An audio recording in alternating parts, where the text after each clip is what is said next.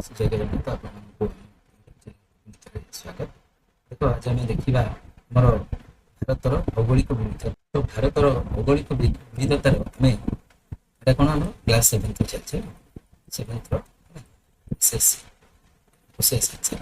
तो कौन एटा पार्ट 2 देखा पार्ट भारतर भौगोलिक विविधतार पार्ट 2 देखा। पार्ट 1 जो देखना देखना तो बृहत भारत मरुभूमि जोटा कि थर मरुभूमि कौटे अच्छी ना राजस्थान। बृहत भारत मरुभूमि जब देखिए भितर सब बड़ मरुभूमि थर मरुभूमि जोटा कि राजस्थान अच्छे।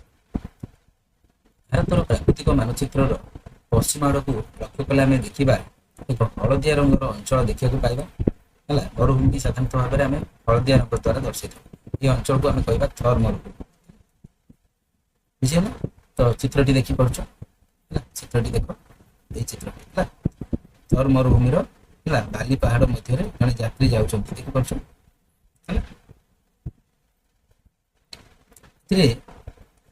अनेक गुड़िए बहुत दूर को लंबी जाइए सुनेली बालुका पहाड़ है।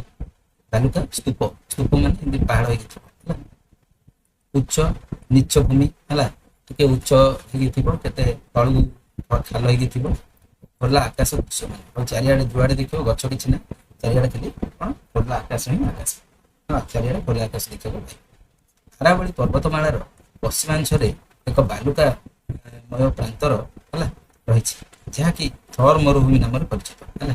कौटे अच्छे अरावली पर्वतमालार पश्चिम भाग आड़ को अच्छी गोटे मरुभूमि जोटा कि खाली मरुभूमि चारिड़े खाली बाली है कह थर मरुभूमि देखिए। तो तुमको देला अनुसंधान कर गोटे प्रश्न बालुका स्तूपर आकृति किपरि पर्वत गुड़िक पत्थर और से स्थिर बाली पहाड़ गुड़िक पर्वत आकृति किपरि होइछि जदि बा यह बाली बालुका स्तूपर आकृति विषय देखा। तो ये देख ठीक अच्छे कौन बालुका स्तूपर आकृति कहलिया पर्वत गुड़िक पत्थर और से स्थिर बाली पहाड़ गुड़िक पर्वत आकृति किपरि होइछि जदि बा यह बाली पचार प्रश्न। तो यार उत्तर तुम लिख बालुका स्तूप बा बाली पहाड़ गुड़िक देखिए पर्वत भरी उच्च लंबा और है आकार होता है। मरुभूमि रे प्रबल पवन बाली कण गुड़िक उड़े कौन करे नहीं कि गोटे स्थान में जमा कर दिए दीर्घ समय धरिकी एपरी बाली संचय होगा बड़ बड़ बालुका स्तूप सृष्टि हुए जहाँकि देखिए पर्वत सदृश आमको लगी था। ठीक अच्छे निश्चित पत्थर तैयारी पर्वत गुड़िक बहुत दृढ़ और स्थिर था किंतु बाली पहाड़ गुड़िक असंख्य ढिला बाली कणार समष्टि द्वारा से कौन हुए पवन बेग और दिग अनुଯାयी से आकृति और स्थान परिवर्तन होता है। तथापि बहु परिमाण बाली एकाठी होकर उच्च ढिबीर रूप नेबार कौन हुए ना सेगुड़िक पर्वत परि देखा जाता। यही कारण जो ही बाली रे तैयारी होइथिले मध्य बालुका स्तूप गुड़िक पर्वत आकृति धारण देख देखी पार्छ भारतर थर मरुभूमिर मध्य भाग में अवस्थित स्वर्ण नगरी जोटा कि जैसलमेर बोली कहुए जैसलमेर दुर्ग है यूनेस्को द्वारा स्वीकृत पाई एक विश्व ऐतिहासिक स्थल है जैसलमेर देखी पार्छ। एठारे कौन हुए ना बेगशाली पवन बाली को ठेली ठेली एक पहाड़ आकृति सृष्टि करें और केतेक क्षेत्र में बाली पहाड़ गुड़िक 150 मीटर उच्चता विशिष्ट होता है। थर एक विस्तृत शुष्क अंचल यार अधिकांश भाग भारत में रही राजस्थान गुजरात पंजाब हरियाणा राज्य में यह परिव्याप्त मैंने जो थर मरुभूमिटा ये 4टा राज्य को भीतर प्रवेश कर मरुभूमि एक प्राकृतिक प्रतिबंधक भाव में कार्य करे। एठाकार अति उत्तप्त दिन है शीतल राति और जलाभाव जनित प्रतिकूल परिस्थिति मानव और प्राणी मान चलाचल प्रतिहत होई थाए। ठीक अच्छे निश्चित थर अंचल रे रहुतिबा आदिवासी माने एठाकार परिवेश सहित निजक खाप खुआई बंची था। एठाकार कठोर परिस्थिति सहित सेमानंकर खाद्य वस्त्र एवं जीवनधारा संश्लिष्ट और से अनुसार माने परिचालित होई देखि पार्छ माने ओटो को मरुभूमि जहाज बोली कहते जिनपतर नेबाणी कर जीविका निर्वाह करते। पुष्कर मेलार जड़े ओटो बिकाली ଥର୍ ମରୁଭୂମିର ଶେଷ ଭାଗରେ ଦେଖିପାରୁଛ। ନିଶ୍ଚିତ ତାପରେ ଗୋଟେ ଦେଖ ମନେ ରଖ ଦେଇଛି କଣ ନା ଘରଠାରୁ ଦୂରରେ ଥିବା ଏକ ଉତ୍ସରୁ ପାଣି ଆଣୁଥିବା ମହିଳା ଏକ ଗ୍ରାମରେ ବର୍ଷା ଜଳ ଅମଳ ପ୍ରକଳ୍ପ ହେଲା, এটা ପାଣି ଷ୍ଟୋର ହେଇକି ରହିବ, এটা ପାଣି ଆଣୁଥିବାର ଦୃଶ୍ୟ।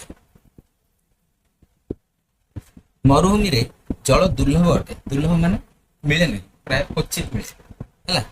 ନିଜ ପରିବାର ପାଇଁ ପାଣି ଆଣିବା ପାଇଁ ସେଠାକାର ସ୍ତ୍ରୀ ଲୋକମାନଙ୍କୁ ପ୍ରତିଦିନ କଣ କରିବାକୁ ପଡେ ନା ବହୁତ ଦୂର ଯାତ୍ରା କରିବାକୁ ପଡିଥାଏ। ପାରମ୍ପରିକ ଭାବରେ ବାସନ କୁସନକୁ ମାଜିବା ପାଇଁ ସେମାନେ ସେଗୁଡ଼ିକୁ ବାଲିରେ ଭଲ ଭାବରେ ରଗଡ଼ି ସଫା କରିଥାନ୍ତି। ପରେ ଏହି ବାସନ କୁସନ ଗୁଡ଼ିକୁ ଅଳ୍ପ ପାଣିରେ ଧୋଇ ଦେଇଥାନ୍ତି। ବାସନ ଧୋଇବାର ବ୍ୟବହୃତ ଜଳକୁ ପୁନଃ ବ୍ୟବହାର ମଧ୍ୟ କରିଥାନ୍ତି। କେତେକ କ୍ଷେତ୍ରରେ ଦେଖିବାକୁ ମିଳିଛି ଯେ ଏହି ଜଳ ବଗିଚାରେ ମଧ୍ୟ ବ୍ୟବହୃତ କରୁଛନ୍ତି। ବେଳେ ବେଳେ କଣ ହୁଏ ନା ତୁମେ ଦାନ୍ତ ଘଷିବା ବେଳେ ଦେଖିଥିବ ପାଣି ଟ୍ୟାପ ଖୋଲା ଛାଡ଼ି ଦଉଛ, କିନ୍ତୁ ଏହି ସମୟରେ ହେଲା ତୁମେ ଯଦି ଥର୍ ଅଞ୍ଚଳରେ ଅଧିବାସୀ ହେଇଥାନ୍ତ ତାଙ୍କ କଥା ଟିକେ ତମେ ଭାବ କଣ ସେମାନଙ୍କ ଅବସ୍ଥା ହଉଛି। ନିଜସ୍ୱ ଜ୍ଞାନ କୌଶଳ ବ୍ୟବହାର କରି ପାଣି ସଂରକ୍ଷଣ ବିଭିନ୍ନ ପ୍ରକ୍ରିୟା ପାଇଁ ରାଜସ୍ଥାନ ପ୍ରସିଦ୍ଧ। ସେଠାରେ ପ୍ରାୟ ବର୍ଷା ଅମଳ ପ୍ରକଳ୍ପ କରାଯାଏ। ସ୍ୱତନ୍ତ୍ର ଜଳ ସଂରକ୍ଷଣ ପଦ୍ଧତିରେ କଣ କରାଯାଏ ନା ବୃଷ୍ଟି ଜଳକୁ ବା ବର୍ଷା ଜଳକୁ ସଞ୍ଚୟ କରିକି ରଖିଥିବା ଜଳାଶୟ ଗୁଡ଼ିକୁ ହେଲା ଟଙ୍କା ବା କୁଣ୍ଡ ବୋଲି କୁହାଯାଏ, ବା ଆମେ ଟ୍ୟାଙ୍କ ବୋଲି କହୁଛୁ ଯୋଉଟା। ଏହି ଜଳ ବିଶୋଧିତ ଜଳ ପିଇବା ପାଇଁ ବ୍ୟବହୃତ ହୋଇଥାଏ। ଏହି ଜଳକୁ ବିଶୋଧିତ କରିକି ବିଶୋଧିତ ଜଳ ହେଇଥିବା ଯୋଗୁଁ ଏଗୁଡ଼ିକୁ ଆମେ ପିଇବା ପାଇଁ ସେମାନେ ବ୍ୟବହାର କରନ୍ତି। ତାପରେ ନେକ୍ସଟ ଆସିବ ଆରାବଳୀ ପର୍ବତ ଶ୍ରେଣୀ ହେଲା। ଆସ ସେ ବିଷୟରେ ଟିକେ ଦେଖିବା। ଆଉ ଥରେ ଭାରତର ଭୌତିକ ମାନଚିତ୍ରକୁ ଦେଖିବା। ଥର୍ ମରୁଭୂମିର ପୂର୍ବ ପଟରେ ଆରାବଳୀ ପର୍ବତ ରହିଛି। ଆରାବଳୀ ପୃଥିବୀର ଅତି ପ୍ରାଚୀନ ବା ପୁରୁଣା ପର୍ବତ ଶ୍ରେଣୀ ମଧ୍ୟରୁ ଗୋଟେ ଅନ୍ୟତମ ରହିବ।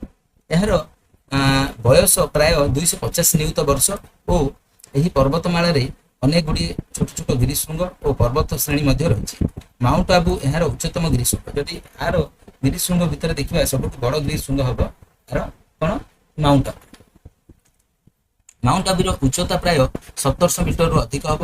ତେବେ ଅଧିକାଂଶ ପାହାଡ଼ ଗୁଡ଼ିକର ଉଚ୍ଚତା ପ୍ରାୟ 300 ମିଟରରୁ 900 ମିଟର ମଧ୍ୟରେ ରହିଛି। ମାଉଣ୍ଟ ଆବୁରୁ ପ୍ରାୟ 4.5 ଘଣ୍ଟା ଯାତ୍ରା କଲେ ଆମେ ଥର୍ ମରୁଭୂମି ଅନ୍ତର୍ଗତ ଯୋଧପୁର ସହରରେ ପହଞ୍ଚିବା। ଉଭୟ ସ୍ଥାନର ଭୌଗୋଳିକ ପରିସ୍ଥିତି ସମ୍ପୂର୍ଣ୍ଣ ଅଲଗା ଅଲଗା ହେଇଥାଏ। ଅଳ୍ପ ଦୂରତାରେ ଏଭଳି ସମ୍ପୂର୍ଣ୍ଣ ଭୌଗୋଳିକ ପରିବର୍ତ୍ତନ ସତରେ ବେଶ କୌତୂହଳପ୍ରଦ ବା ଆମକୁ ମଜା ଲାଗେ। ତାପରେ ନେକ୍ସଟ ଦେଖ ଆରାବଳୀ ପର୍ବତର ଏକ ଦୃଶ୍ୟ ଏପରି। ଏହି ପର୍ବତର ଠିକ ଅପର ପାର୍ଶ୍ୱରେ ଥର୍ ମରୁଭୂମି ଅବସ୍ଥା। ଦେଖ ଏଟା ଆରାବଳୀ, ତାର ସେପଟକୁ ଥର୍ ମରୁଭୂମି ଅଛି ହେଲା ପଛପଟୁ। ମହାକାଶରୁ ଦୃଶ୍ୟ ହେଉଥିବା ଆରାବଳୀର ଏକ ଦୃଶ୍ୟ, ଏଟା ଆରାବଳୀ ପର୍ବତଟା ହେଲା। ତାପରେ ଅନୁସନ୍ଧାନ କରିବା। ବହିରେ ଥିବା ରାଜନୈତିକ ମାନଚିତ୍ରକୁ ଆମେ ଦେଖିବା ଆଉ ଆରାବଳୀ ପର୍ବତମାଳା କୋଉ କୋଉ ରାଜ୍ୟ ଦେଇକରି ଯାଇଛି ଚିହ୍ନଟ କରିବା। ଦିଲ୍ଲୀ, ରାଜସ୍ଥାନ, ହରିୟାଣା, ଗୁଜୁରାଟ ରାଜ୍ୟ ଗୁଡ଼ିକ ଦେଇକରି ଏହା ଲମ୍ବିଛି ବୋଲି ତୁମେ ଲକ୍ଷ୍ୟ କଲ କି ପଚାରିଛି। ତ ଦେଖ ଲେଖିବା। ଦେଖ ଏଠି ସେ ପଚାରିଥିଲା ପ୍ରଶ୍ନ ଦେଖିବା, ତ ଉତ୍ତରରେ ଲେଖିବ ରାଜନୈତିକ ମାନଚିତ୍ରକୁ ଅନୁଧ୍ୟାନ କଲେ ଆମେ ଦେଖିବା ଯେ ଆରାବଳୀ ପର୍ବତମାଳା ଦିଲ୍ଲୀ, ହରିୟାଣା, ରାଜସ୍ଥାନ, ଗୁଜୁରାଟ ରାଜ୍ୟ ଦେଇକି ଲମ୍ବିଛି। ଏହା ଭାରତର ପ୍ରାଚୀନତମ ପର୍ବତମାଳା ମାନଙ୍କ ମଧ୍ୟରୁ ଗୋଟିଏ। ଆରାବଳୀ ପର୍ବତମାଳା ଦିଲ୍ଲୀରୁ ଆରମ୍ଭ ହୋଇକରି ହରିୟାଣା ଓ ରାଜସ୍ଥାନ ଦେଇକରି ଗୁଜୁରାଟ ପର୍ଯ୍ୟନ୍ତ ଯାଇଛି। ଏହି ପର୍ବତମାଳା ରାଜସ୍ଥାନର ଭୂପ୍ରକୃତି ଓ ଜଳବାୟୁ ଉପରେ ଗୁରୁତ୍ୱପୂର୍ଣ୍ଣ ପ୍ରଭାବ ପକାଇଥାଏ। ମାନଚିତ୍ରରେ ଏହାର ବିସ୍ତାର ଦେଖି ଏହା କୋଉ କୋଉ ରାଜ୍ୟ ଦେଇକି ଯାଇଛି ତାହା ସହଜରେ ଜାଣି ହେବ। ବୁଝିଗଲା। ଦେଖ ଆମେ ଯଦି ଆରାବଳୀ ପର୍ବତମାଳା ଉତ୍ତର ପଶ୍ଚିମ ଭାରତର ଭୂଗୋଳ ଏବଂ ଜଳବାୟୁ ଗଠନରେ ଗୁରୁତ୍ୱପୂର୍ଣ୍ଣ ଭୂମିକା ଗ୍ରହଣ କରିଥାଏ। ଆରାବଳୀ ପର୍ବତ ଯୋଗୁଁ ହିଁ ଉତ୍ତର ପଶ୍ଚିମ ଭାରତର ହେଲା ଜଳବାୟୁ ପରିବର୍ତ୍ତନ ହୋଇଥାଏ। ଏକ ପ୍ରାକୃତିକ ପ୍ରତିବନ୍ଧକ ଭାବରେ ଏହା ମୁଖ୍ୟ ଭୂମିକା ଗ୍ରହଣ କରିଛି, ଯାହାକି ଥର୍ ମରୁଭୂମିର ପୂର୍ବ ଦିଗ ପ୍ରସାରଣକୁ ପ୍ରତୀତ ହୋଇଛି। ଏ ବିଷୟରେ ଆମେ ପରେ ଅଧିକ ଆଲୋଚନା କରିବା। ଆରାବଳୀ ପର୍ବତମାଳା ମାର୍ବଲ, ଗ୍ରାନାଇଟ୍, ଦସ୍ତା ଓ ତମ୍ବା ଭଳିଆ ଖଣିଜ ପଦାର୍ଥ ଗୁଡ଼ିକ ପାଇଁ ସେ ପ୍ରସିଦ୍ଧ ଅଟେ। ତେଣୁ କଣ ହୁଏ ନା ଅନେକ ଶତାବ୍ଦୀ ଧରିକି ଏହା ଖଣି ଓ ବିଭିନ୍ନ ନିର୍ମାଣ କାର୍ଯ୍ୟଗୁଡ଼ିକ କଳାପକୁ ପ୍ରୋତ୍ସାହିତ କରିବାରେ ଗୁରୁତ୍ୱପୂର୍ଣ୍ଣ ଭୂମିକା ଗ୍ରହଣ କରିଛି। ରାଜସ୍ଥାନର ଜୱାର ଠାରେ ଥିବା ଦସ୍ତା ଖଣି ପ୍ରାୟ 8 ଶତାବ୍ଦୀରୁ ପୂର୍ବରୁ ଅଛି। ଅତି ସୂକ୍ଷ୍ମ ପ୍ରକ୍ରିୟା ଦ୍ୱାରା ଏଥିରୁ ଦସ୍ତା ନିଷ୍କାସନ କରିବାରେ ଭାରତୀୟମାନେ ପୃଥିବୀରେ ପ୍ରଥମ ବୋଲି ପ୍ରମାଣିତ ହୋଇଛନ୍ତି। ଦସ୍ତା ତିଆରି କରନ୍ତି। ଚିତ୍ତୋରଗଡ଼, କୁମ୍ଭଲଗଡ଼ ଏବଂ ରନ୍ଥାଭୋର ଆଦି ଐତିହାସିକ ଦୁର୍ଗ ଗୁଡ଼ିକ ଏହି ଅଞ୍ଚଳରେ ଅଛି। ଦେଖିପାରୁଛ ଆରାବଳୀ ପର୍ବତ ଦ୍ୱାରା ପରିବେଷ୍ଟିତ ହେଲା କୁମ୍ଭଲଗଡ଼ ଦୁର୍ଗ ହେଲା। ଏଇ ଦୁର୍ଗ ଶତ୍ରୁ ପ୍ରତି ଏକ ଉତ୍କୃଷ୍ଟ ପ୍ରତିରୋଧକ ପ୍ରମାଣିତ। ଏଟା ଗୋଟେ ଦୁର୍ଗଗଡ଼ ଦେଖିପାରୁଛ ଏଇ ଚିତ୍ରଟି ହେଲା। ନେକ୍ସଟ ଯିବା। ତାପରେ ବର୍ତ୍ତମାନ ଆগে ଦେଖିବା ଆମେ ଉପଦ୍ୱୀପୀୟ ହେଲା ମାଳ। ଉପଦ୍ୱୀପୀୟ ମାଳଭୂମି ମାନେ ଆଉ ମାଳଭୂମି ହେଉଛି ଏକ ଭୂମି ରୂପ ଯିଏକି ନିକଟବର୍ତ୍ତୀ ଭୂମି ରୂପ ଠାରୁ ଟିକେ ଉଚ୍ଚରେ ଥାଏ ଏବଂ ଏହା ପୃଷ୍ଠ କମ୍ ବା ଅଧିକ ସମତଳ ଥାଏ। ଏହା କିଛି ପାର୍ଶ୍ୱ ଢାଲୁ ବା ତୀଖ ହୋଇଥାଏ। ତାକୁ କହିବା ଉପଦ୍ୱୀପୀୟ ମାଳଭୂମି।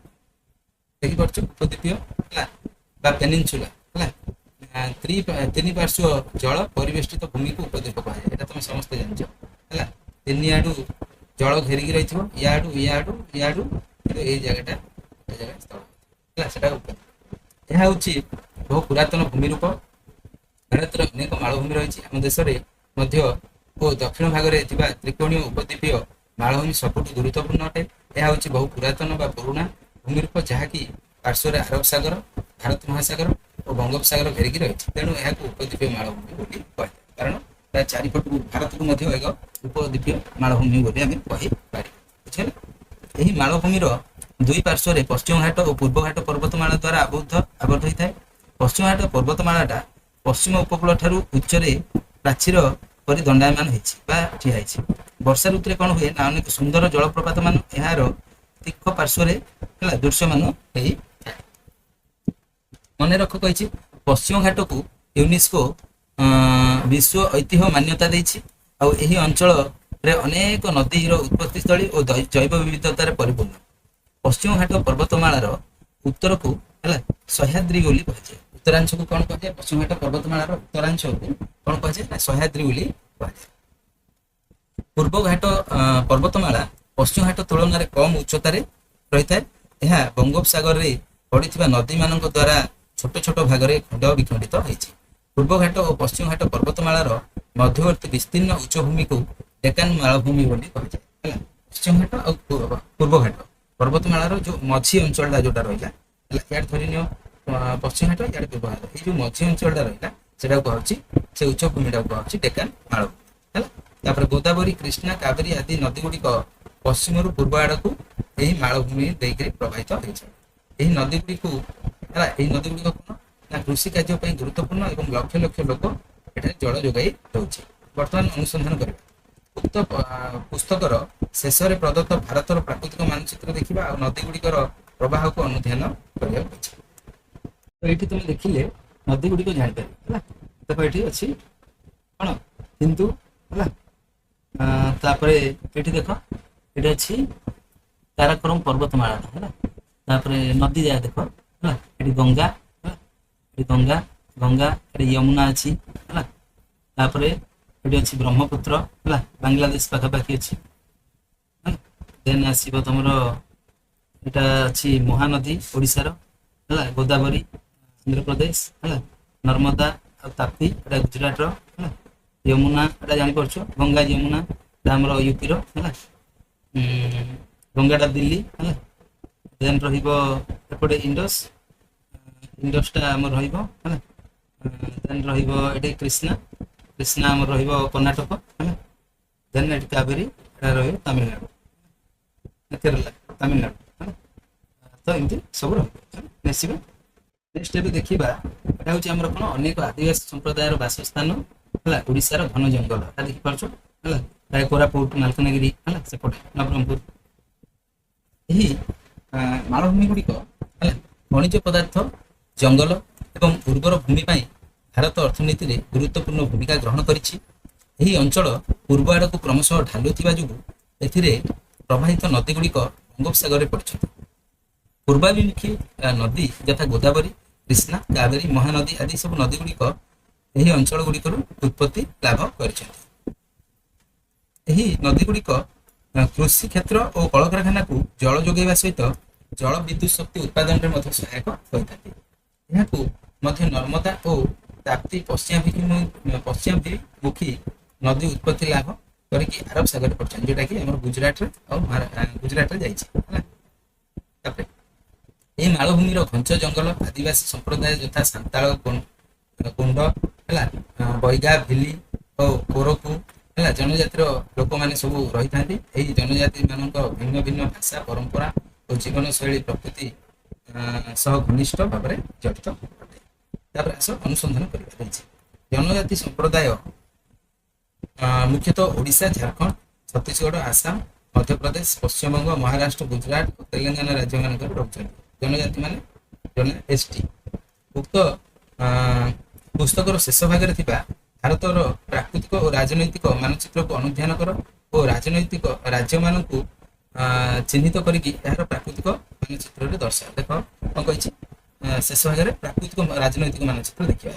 ତ ଏଇଠୁ ତମେ କଣ କରିବ, ଏଇଟା ହଉଛି ପ୍ରାକୃତିକ ମାନଚିତ୍ର। ଏଇଠୁ ତମେ କଣ କରିବ, ରାଜ୍ୟ ଗୁଡ଼ିକର ନାଁ ଲେଖିବ ହେଲା। ମୁଁ ତମକୁ ଆଗରୁ କହିଛି ରାଜ୍ୟ ଗୁଡ଼ିକ ହେଲା।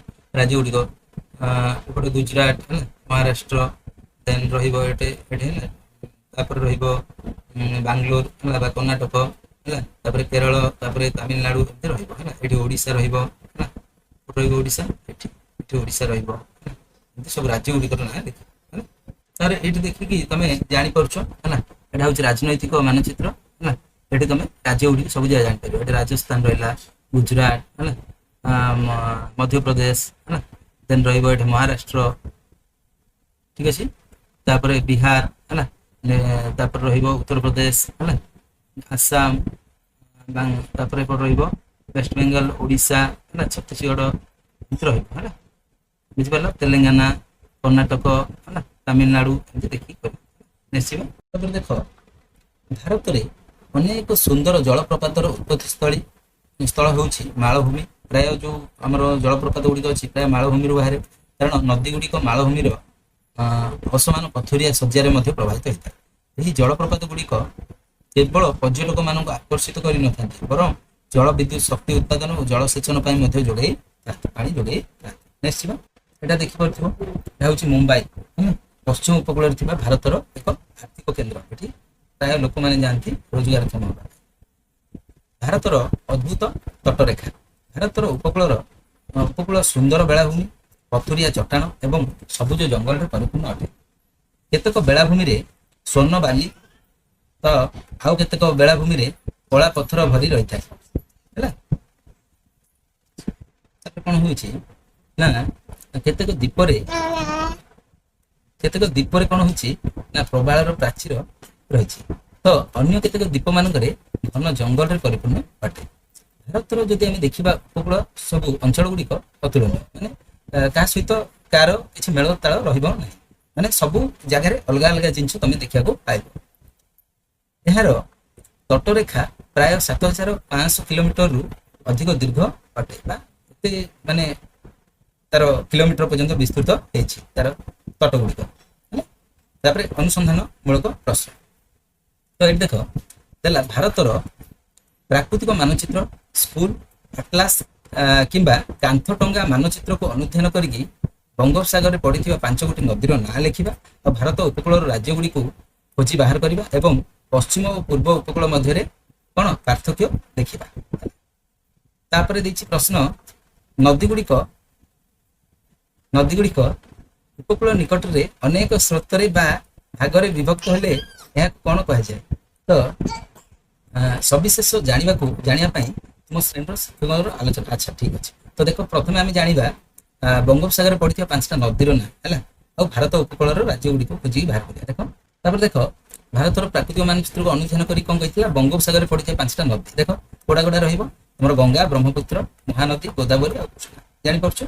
ନେକ୍ସଟ ଦେଖିବା ଆଉ କଣ ନା ଏହି ନଦୀ ଗୁଡ଼ିକ ଭାରତର ବିଭିନ୍ନ ଅଞ୍ଚଳ ଦେଇକି ପ୍ରବାହିତ ହେଇକି ଶେଷରେ ଯାଇକି କୋଉଠି ମିଶେଇଥାଏ ନା ବଙ୍ଗୋପସାଗରରେ ମିଶେଇଥାଏ।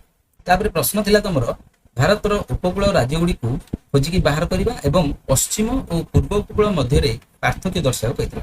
ତ ଦେଖ ଏଠି ତମେ ଉତ୍ତରରେ ଲେଖିବ ଭାରତର ଉପକୂଳବର୍ତ୍ତୀ ରାଜ୍ୟ ଗୁଡ଼ିକରେ ରହିବ ଗୁଜୁରାଟ, ମହାରାଷ୍ଟ୍ର, ଗୋଆ, କର୍ଣ୍ଣାଟକ, କେରଳ, ତାମିଲନାଡୁ, ଆନ୍ଧ୍ରପ୍ରଦେଶ, ଓଡ଼ିଶା ଆଉ ପଶ୍ଚିମ। ଏହା ହେଉଛି ଭାରତର ଉପକୂଳବର୍ତ୍ତୀ ମାନେ ସମୁଦ୍ର ପାଖାପାଖି ଅଞ୍ଚଳ ହେଲା। ତାପରେ ପଶ୍ଚିମ ଓ ପୂର୍ବ ଉପକୂଳ ମଧ୍ୟରେ ପାର୍ଥକ୍ୟ ପଚାରିଛି। ପାର୍ଥକ୍ୟ ଲେଖିବ ଏମିତି ହେଲା। ଦେଖ ଏଟା ଦେଖିଦିଅ, ଲେଖିବ ପଶ୍ଚିମ ଉପକୂଳ ଆରବ ସାଗର କୂଳରେ ଅବସ୍ଥିତ ଓ ଅପେକ୍ଷାକୃତ ସଂକୀର୍ଣ୍ଣ ଅଟେ। ପୂର୍ବ ଉପକୂଳ ବଙ୍ଗୋପସାଗର କୂଳରେ ଅବସ୍ଥିତ ଓ ଅପେକ୍ଷାକୃତ ପ୍ରଶସ୍ତ ଅଟେ।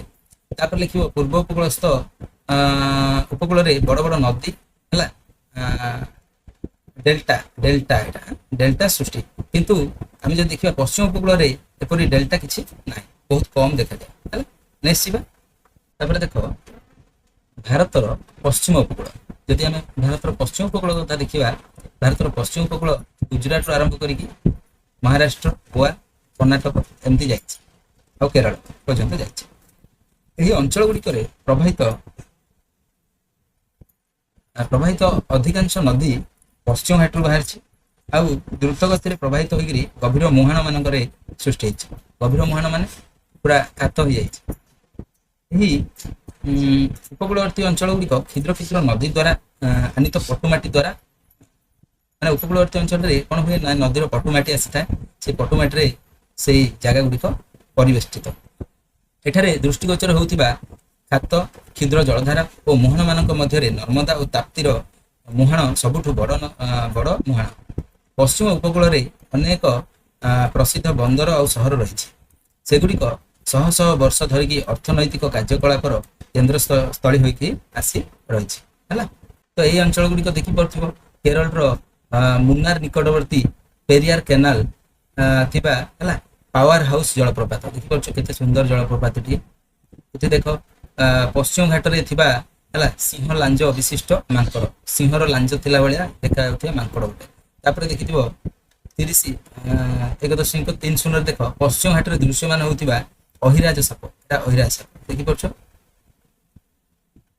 तापर देख यह एक कीटभक्षी है उद्भिद यह पश्चिम घाट में मिलता कीट पतंग गुड़ी को खाईदे जमी कमंडोली गोटे है तार अठाड़िया फाशरे छोट छोट कीट पतंग को धरी पकाए आउ खाई हजम कर दिए कमंडोली है तापर यहाँ देख मालभूमि स्थित एक कोयला खनि विशेष करके विद्युत उत्पादन यह एक गुरुत्वपूर्ण संपद माने यहाँ जालिक विद्युत उत्पादन करा जाए कोयला एक जीवाश्म इंधन यार व्यवहार विश्व उष्णता वृद्धि सहायक होता है उष्णता वृद्धि जो इंधन आम जाड़ा पर कौन तार प्रदूषण हो तो तापमात्रा बढ़ाऊँ तापर ये चित्रटी देख महाकाश दृश्यमान होता पश्चिम उपकूल एक दृश्य है लक्ष्य कर पश्चिम घाटर पर्वत गुड़िक है आरब सागर केते निकटवर्ती है सब आरब सागर यहाँ आरब सागर पाखे अच्छी है पूर्व उपकूलवर्ती अंचल गुड़िक देखा पूर्वघाट और बंगोपसागर मध्य पूर्व उपकूल अच्छी पूर्वघाट और बंगोपसागर ये मझिरे रही जाइए आमर पूर्व उपकूल है यह गांगेय त्रिकोणभूमि ठारू कन्याकुमारी पर्यंत विस्तृत है अल्प है ए महानदी गोदावरी कृष्णा कावेरी और नदी मान द्वारा सृष्टि विस्तीर्ण है समतल भूमि और त्रिकोण भूमि रही सब प्रकार भूमि रही चिलिका एवं है पुलिकाट दुईटी उपह्रद अच्छी है माने समुद्र लगिकी यहाँ विच्छिन्न हो जाए मैंने समुद्र किसी विच्छिन्न होकर अलग ह्रद हो जाए उपह्रद मैंने समुद्र लगी बंगोपसागर प्राकृतिक बंधु द्वारा समुद्र ठारू अलग बृहत जलराशि को उपह्रद बोली कहुए लागुन बोली कहुए इंग्लीश यही उपकूल देखा जाए चिलिका एवं पुलिकट को ह्रद कहुले हें प्रकृति में एगुड़िक सब लागुन बा उपह्रद गुड़िक सब समुद्र विच्छिन्न अंचल नदी बृहत जलभागर यथा सागर ह्रद और अन्य नदी में मिसी थाए जहाँ को नदीर मुहाण बोली कहुए जान समस्ते जो समुद्र एटा समुद्र एटा नदीर जो उत्पत्ति स्थलटा मिसब जोटे से गला यही मुहाण में संचयजात पर्वत पदार्थ द्वारा निर्मित भूमि रूप को त्रिकोण भूमि कहुए जो पदार्थ गुड़िक हम से मुहाण से कहूँ त्रिकोण भूमि देखिपार त्रिकोण भूमि एमती है अंचल यही संचयजात भूमि कालक्रमे कौन हुए ना एक त्रिकोण आकार पंखाकृति आकार धारण करता है जहाँफल कृष्णा गोदावरी कावेरी महानदी द्वारा सृष्ट होता उर्वर त्रिकोण भूमि अंचल कृषि अत्यंत उपयोगी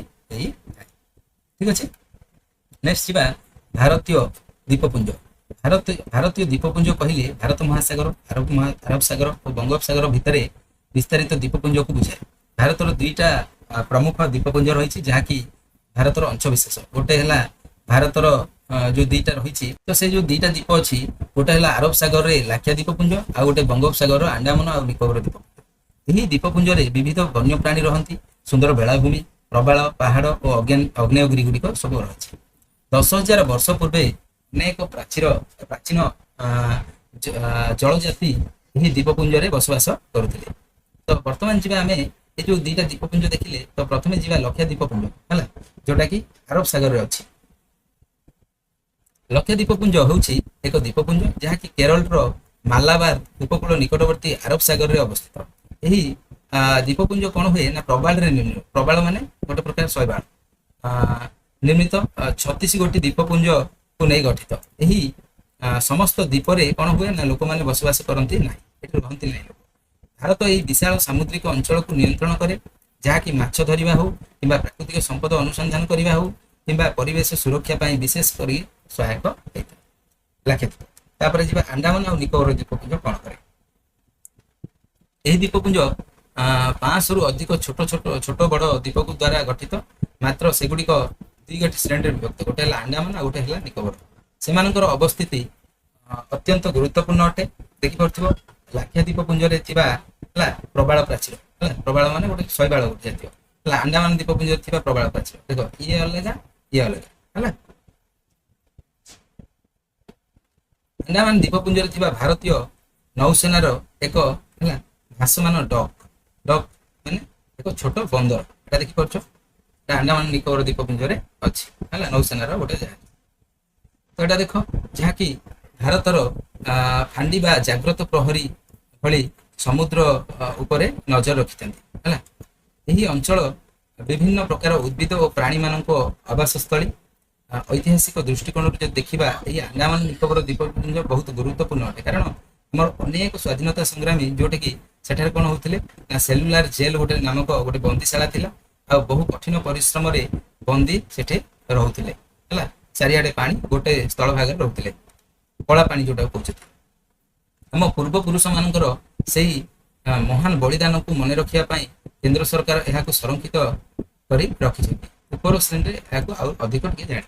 ଆକାଶରୁ ଦୃଶ୍ୟମାନ ହେଉଥିବା ଦେଖ, ବ୍ୟାରେନ ଦ୍ୱୀପରେ ଥିବା ହେଲା ଭାରତର ଏକମାତ୍ର ଜୀବନ୍ତ ଅଗ୍ନେୟଗିରି। ଏଟା ଗୋଟେ ଅଗ୍ନେୟଗିରିଟା ଦେଖିପାରୁଛ, ମାନେ ଗୋଟେ ପଥର ଟାଇପ ହେଲା, ଯୋଉଟା କି ଆମର ଲାଭା ଉତ୍ପନ୍ନ ହେଇକିରି ତିଆରି ହେଇଛି। ଆଣ୍ଡାମାନ ଏବଂ ନିକୋବର ଦ୍ୱୀପପୁଞ୍ଜ ଅନ୍ତର୍ଗତ ବ୍ୟାରେନ ଦ୍ୱୀପପୁଞ୍ଜ ହେଉଛି ଭାରତର ଏକମାତ୍ର ଜୀବନ୍ତ ଅଗ୍ନେୟଗିରି, ଯୋଉଟା ଦେଖେଇଲି ତମ। ବେଳେ ବେଳେ କଣ ହୁଏ ନା ଏଥିରୁ ଧୂଆଁ ଆଉ ଲାଭା ମଧ୍ୟ ନିର୍ଗତ ହୁଏ। ଏଟା ଯେହେତୁ କଣା ହେଇଛି, ଏଠୁ ଧୂଆଁ ଆଉ ଲାଭା ବାହାରେ।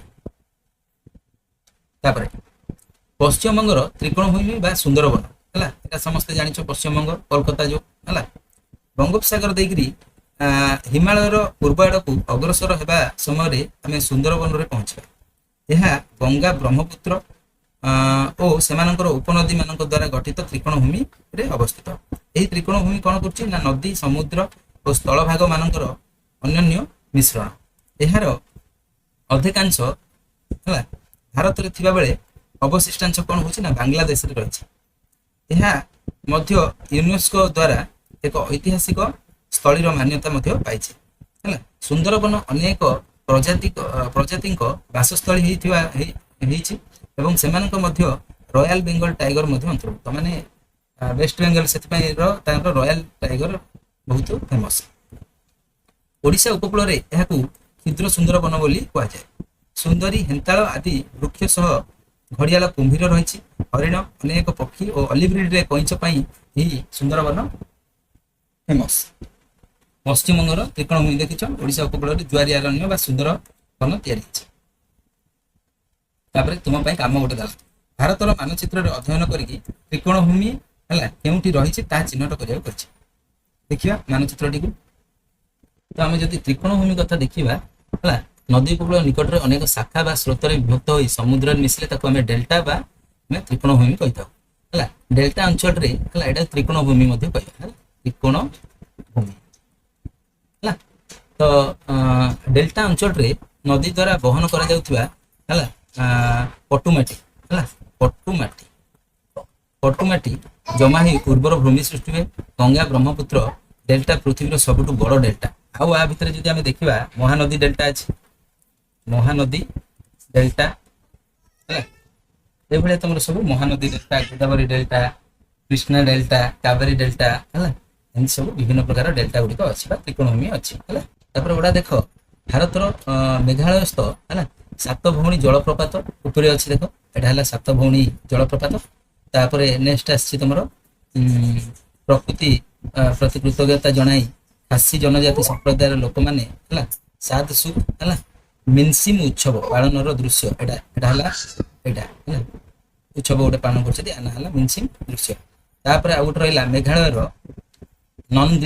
ନନଗ୍ରିଆଣ୍ଟ ହେଲା ଗ୍ରାମ ନିକଟସ୍ଥ ବୃକ୍ଷର ଜୀବନ୍ତ ଚେରରେ ନିର୍ମିତ ସେତୁ। ଦେଖ ଏଇଟା ଗୋଟେ ସେତୁ ତିଆରି କରାଯାଇଛି ଗୋଟେ ଚେରରେ ଗଛର ଚେରରେ କେତେ ସୁନ୍ଦର ଲାଗୁଛି ନାଇଁ। ନେକ୍ସଟ ଦେଖ ତାପରେ ଦେଖିବା ଉତ୍ତର ପୂର୍ବ ପାହାଡ଼ ସମୂହ। ଉତ୍ତର ପୂର୍ବ ପାହାଡ଼ ସମୂହ ବର୍ତ୍ତମାନ ଆମେ ମାନଚିତ୍ରର ଶେଷ ଗନ୍ତବ୍ୟ ସ୍ଥଳ ଉତ୍ତର ପୂର୍ବ ପାହାଡ଼ ଆଡ଼କୁ ଅଗ୍ରସର ହେଲେ କେତେ ଗୁଡ଼ିଏ ପାହାଡ଼ ଥିବାର ଲକ୍ଷ୍ୟ କରିବା। ମାନଚିତ୍ରରେ ଗାରୋ ଖାସି ଓ ଜୟନ୍ତିଆ ପାହାଡ଼କୁ ଲକ୍ଷ୍ୟ କର ହେଲା। ତ ମେଘାଳୟ ମାଳଭୂମିରେ ଅବସ୍ଥିତ ଏହି ପାହାଡ଼ ଘନ ସବୁଜ ପଥ ଅତ୍ୟଧିକ ବୃଷ୍ଟିପାତ ଓ ମନୋରମ ଝରଣା ସବୁ ପାଇଁ ପ୍ରସିଦ୍ଧ। ପୃଥିବୀର ସର୍ବାଧିକ ବୃଷ୍ଟିବହୁଳ ଅଞ୍ଚଳ ହେଉଛି ଏହି ଘନ ଅଞ୍ଚଳ। ସ୍ୱତନ୍ତ୍ର ପ୍ରଜାତିର ବନ୍ୟପ୍ରାଣୀ ଓ ଉର୍ବର ଭୂମି ସବୁ ଏଟା ଦେଖିବାକୁ ମିଳିଥାଏ।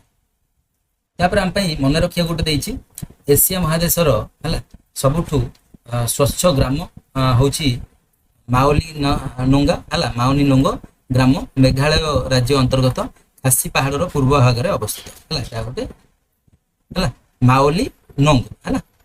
ଏହି ସ୍ୱଚ୍ଛ ମନୋରମ ଗ୍ରାମ ଏହାର ସୁପରିଚାଳନାର ପରିଷ୍କାର ପରିଚ୍ଛନ୍ନତା ବାଉଁଶରେ ପ୍ରସ୍ତୁତ ବର୍ଜ୍ୟବସ୍ତୁ ପାତ୍ର ଡଷ୍ଟବିନ୍ ବି ତିଆରି କରନ୍ତି ବାଉଁଶରେ ଓ ପରିବେଶ ଅନୁକୂଳ ଜୀବନଯାପନ ପାଇଁ ପ୍ରସିଦ୍ଧ ଅଟେ। ଏହି ଗ୍ରାମ ଏହାର ଜୀବନ୍ତ ଚେର ସେତୁ ପାଇଁ ପରିଚିତ ଅଟେ। ଜୀବନ୍ତ ମାନେ ଗଛର ଚେରରେ ହିଁ ତିଆରି କରିଛନ୍ତି ସେତୁ ବା ବ୍ରିଜ ଯାହାକି ବହୁ ବର୍ଷ ଧରିକି ଚେରରେ ବୁଣା ଦ୍ୱାରା ସୃଷ୍ଟି ହୋଇଛି ହେଲା। ଏହାର ତଳେ ନଦୀ ଅତିକ୍ରାନ୍ତ କରିଛି। ଉତ୍ତର ପୂର୍ବ ଭାରତର ଜନଜାତି କାରିଗର ମାନଙ୍କୁ ପ୍ରଦର୍ଶନ କରୁଥିବା ଜୀବନ୍ତ ଚେର ସେତୁ ବହୁତ ବଢିଆ ସେତୁ ଅଟେ। କଣ ଶିଖିଲ ଏଇଟା ପଢିଦବ ଟିକେ ହେଲା ଭଲ ଭାବେ ପଢିଦବ କଣ ଶିଖିଲ ହେଲା।